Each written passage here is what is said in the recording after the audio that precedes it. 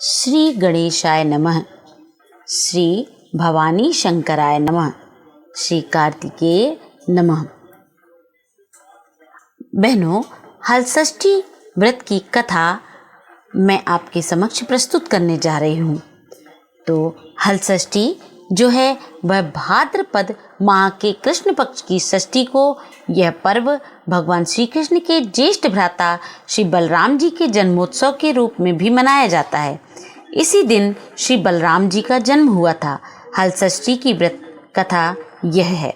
प्राचीन काल में एक ग्वालिन थी। उसका प्रसव काल अत्यंत निकट था। एक ओर वह प्रसव से व्याकुल थी तो दूसरी ओर उसका मन गौरस दूध दही बेचने में लगा हुआ था। उसने सोचा कि यदि प्रसव हो गया तो गौरस यूं ही पड़ा रह जाएगा।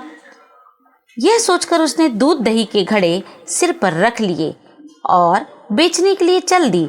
किंतु कुछ दूर पहुंचने पर उसे असहनीय प्रसव पीड़ा प्रारंभ हो गई।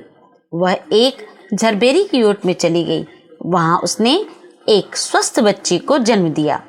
वह बच्चे को वहीं छोड़ करके पास के गांव में दूध दही बेचने चली गई।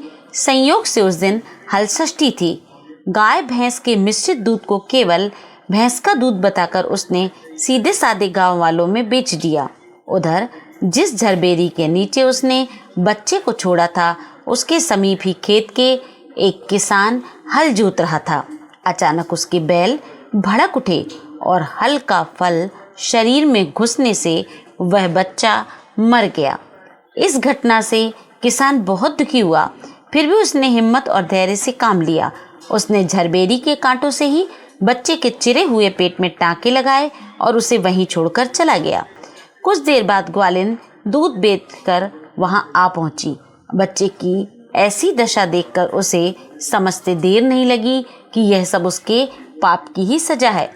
वह सोचने लगी कि यदि मैंने झूठ बोलकर गाय का दूध ना बेचा होता और गांव की स्त्रियों का धर्म भ्रष्ट ना किया होता तो मेरे बच्चे की यह दशा नहीं होती। अतः मुझे लौट कर यह सब बातें गांव वालों को बताकर इसका प्रायश्चित अवश्य करना चाहिए।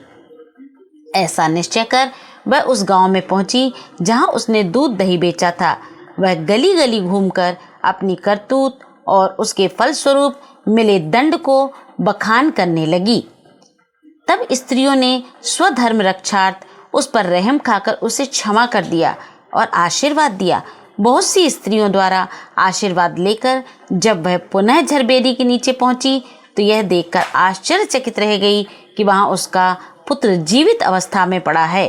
तभी उसने स्वार्थ के लिए झूठ बोलने को ब्रह्म हत्या के समान समझा और कभी न झूठ बोलने का प्रण लिया।